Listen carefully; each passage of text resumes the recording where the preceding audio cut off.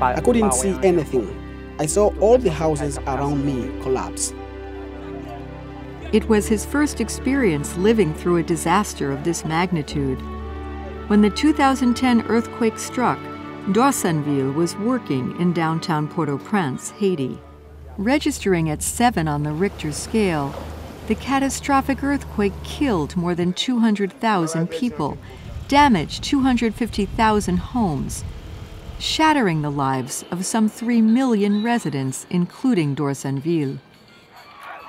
Keeping them occupied with team sports is one way of preparing them to take on a greater responsibility of rebuilding the country.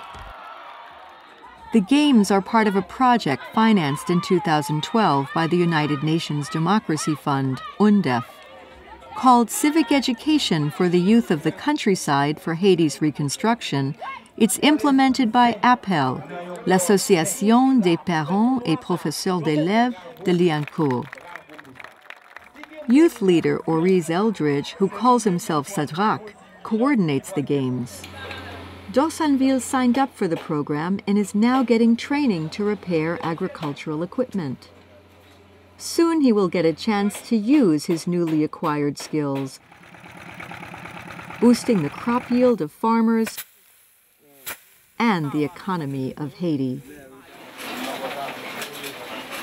UNDEF is also supporting a magazine, Agora, created by youth for youth. The magazine offers lots of opportunities to the young. The problem of access to education, access to food, the problem of accommodation, employment. These are the issues we focus on in the magazine. More importantly, he says, the magazine gives youth a voice to demand change and express what they want for Haiti's future.